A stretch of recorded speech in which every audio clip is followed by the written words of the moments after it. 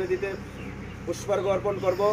প্রথমে শহীদ বেদি খাদ্যের দাবিতে ডিএফের পতাকা উঠছে, উড়বে, কাজের অধিকারকে প্রথমেই আমাদের সংগঠনের পতাকা উত্তোলন করবে।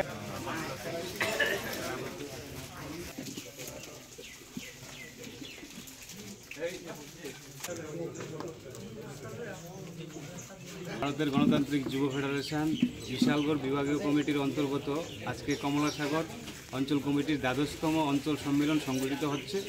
ইতিমধ্যে আপনারা দেখেছেন আমরা বাজারে, দেবীপুর বাজারে প্রকাশ্য শহীদ বেদির কাজের মধ্য দিয়ে আমরা এই বাজার সংলগ্ন কমরেড বিশ্বজিৎ দেবনাথের বাড়িতে আমরা এই প্রতিনিধিদের নিয়ে সম্মেলন আমরা শুরু করছি।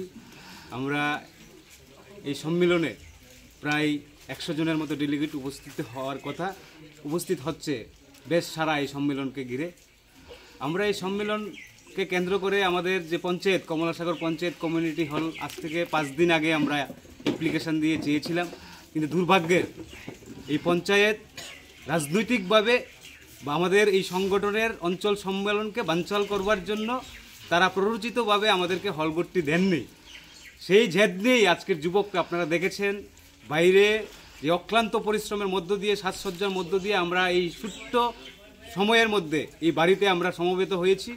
আমরা এই সম্মেলনের মধ্য দিয়ে একটা শক্তিশালী কমিটি গঠন করব এবং আগামী দিনে ত্রিপুরা রাজ্যে যে নৈরাজ্য চলছে, যে সসমানির টাকা নিয়ে মন্ত্রীরা প্রকাশ্যে বলছে আমরা টাকা নিচ্ছি এবং তাদেরই তল্পি বাহকরা পঞ্চায়েতে বসে আছে দুর্নীতির টাকায় নিমজ্জিত, এই তারা থেকে আমরা এর বেশি আশা করতে পারি না। আমাদের মতো একটা গণতান্ত্রিক বিজ্ঞানসম্মত প্রগতিশীল সংগঠন হল চাইছি, তারা দিছে না, কারণ তারা ভয় পেয়ে গেছে। কারণ গত কয়েকদিন আগে ৩ তারিখ আপনারা জানেন মশাল মিছিল হয়েছিল। এই মশাল মিছিলকে দেখে এবং সারা রাজ্যে যুবকরা যেভাবে নেমেছে এবং আমাদের বিভাগের প্রথম সম্মেলন গোকুলনগর হয়েছে, ওই গোকুলনগর সম্মেলনকে বানচাল করার জন্য ওইখানে দুষ্কৃতীরা গিয়েছিল, কিন্তু আমাদের যুব বন্ধুরা ঐক্যবদ্ধভাবে তা প্রতিহত করেছে।